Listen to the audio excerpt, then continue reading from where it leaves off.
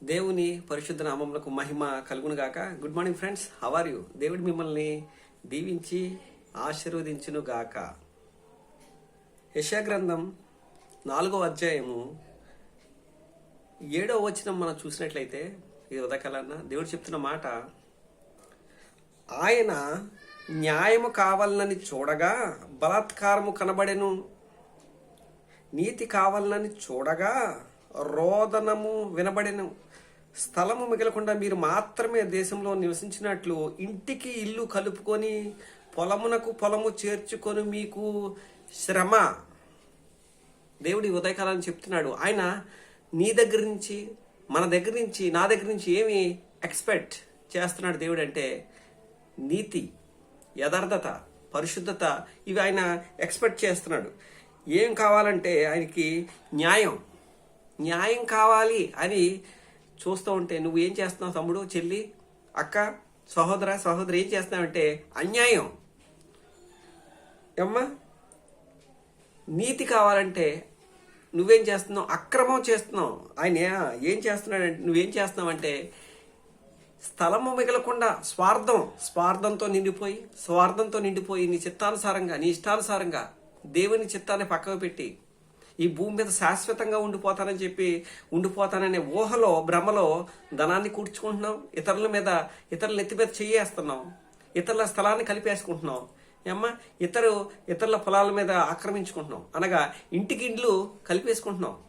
వ్యభిచారం. మగవారైతే వ్యభిచారం చేసేవారు ఏం చేస్తారంటే, భార్య ఉండగా వేరొక పరస్త్రీతో వ్యామోహంతో భార్యను వదిలిపెట్టి, పిల్లల్ని వదిలిపెట్టి పరస్త్రీతో వివాహేతర సంబంధం పెట్టుకొని భార్యకు చేటు చేస్తున్నాడు. వాడు ఏం చేస్తున్నాడంటే క్రమమైనది చేయట్లేదు, అనీతి చేసి వాడే స్వనాశనాన్ని తెచ్చుకుంటున్నాడు. ఏమంటే అన్ని పాపాలు బయట నుంచి వస్తాయి, కానీ వ్యభిచారం తన శరీరాన్ని తను పాడు చేసుకున్నట్టే. ఎంతోమంది సహోదరులు తెలుసు నాకు. వాళ్ళు వాపోతుంది ఏంటి అంటే అక్రమ సంబంధాలు, అన్యాయము.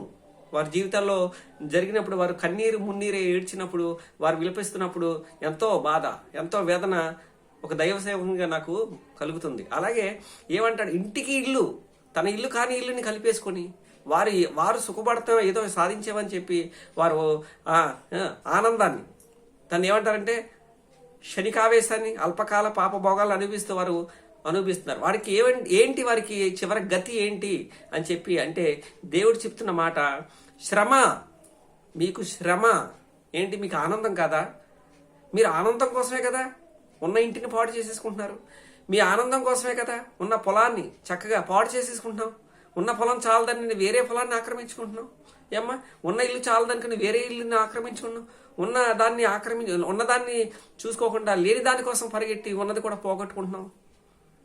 అలా ఎవరు చేస్తున్నారో అనైతిక పనులు చేసే వారి మీద దేవుడు చెప్తున్న మాట ఉదయకాలన్న, శ్రమ, నీకు శ్రమ రాబోయే రోజుల్లో, ముందు గతి నీకు లేదు అని చెప్పి దేవుడు చెప్తున్నాడు. ఇంకేం చెప్తున్నాడంటే న్యాయము. వారి జీవితంలో వారు జరిగించాల్సిన న్యాయము, భర్తగా ఒక న్యాయం, భార్యగా ఒక న్యాయం జరిగించాల్సిన మీరే నైతికత తప్పి, నీతిని తప్పి, నీతిమాలను పనులు చేసేని మీరు ఏం చేస్తున్నారంటే అన్యాయం చేస్తున్నారు. దేవుడు మీరు ఎప్పుడు మారతారా? మీ మనసును మార్చుకుంటారా? ఆ వ్యభిచారం మాని, ఆ అక్రమ పనులు మాని దేవుని వైపు తిరుగుతారా అని ఆయన దినమెల్లా చూస్తున్నాడు. కానీ మీరు ఈ లోక పాపాన్ని ఆధారం చేసుకొని, దీన్ని జురుకొని, దీనివైపే మనసు పెట్టుకొని మీరు శోధనలోనికి, ఉరిలోకి మిమ్మల్ని మీరే పాడు చేసుకునే విధంగా మీరు అయిపోతున్నారు. కనుక దేవుడు చెప్తున్న మాట ఉదాకాలన్న తమ్ముడు, చెల్లి, సహోదరు విను. నువ్వెవరైనా సరే, అమ్మా, నువ్వు అన్యాయం చేయబడుతున్నావా? నీ భర్త ద్వారా కానీ, నీ భార్య ద్వారా కానీ, బిడ్డల ద్వారా కానీ, లేదా సమాజంలో ఉన్న చుట్టుపక్కల వారి నుంచి కానీ నువ్వు అన్యాయం కానీ, అక్రమం కానీ నీవు చేయబడుతుంటే విను. దేవుడు చెప్తున్నాడు ఉదయకాలన్న, వారికి శ్రమ. నువ్వు బాధపడక్కర్లేదు. దేవుడి నీ పక్షాన్ని ఉన్నాడమ్మా. వెదరాలను కానీ, దిక్కులేని వారిని కానీ, దీనులను కానీ ఆదరించిన దేవుడు నీ కష్టాన్ని ఆదరిస్తాడు. నువ్వు ఆమె కుమారుడివి. నీ శ్రమ ఆయన చూసి నీకు న్యాయము తీర్చి నీకు సహాయం చేసే దేవుడు ఉన్నాడు. కనుక ఏ విషయానికి నువ్వు భయపడద్దు. నీకు అన్యాయం జరుగుతుందని, నీ ఇల్లును ఆక్రమించుకున్నారని, నీ సంసారాన్ని పాడు చేస్తున్నారని, నీ బిడ్డలను పాడు చేస్తున్నారని. అలాగే నువ్వు దేనికి భయపడక్కర్లేదు. దేవుడి ఉదయకాలన్న ఆయన దాసుల ద్వారా చెప్పిస్తున్న మాట, వారికి శ్రమ, నీతి మాలిన వారికి, అక్రమం చేసేవారికి, ఇంటిని ఇల్లు కలుపుకునే వారికి, అక్రమం చేసే ప్రతి వారికి దేవుడు శిక్ష విధిస్తాడు.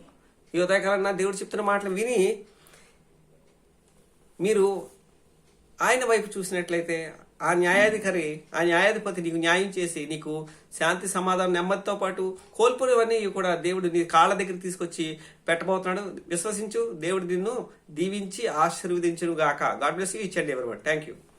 మీ Anand Kumar. God bless you.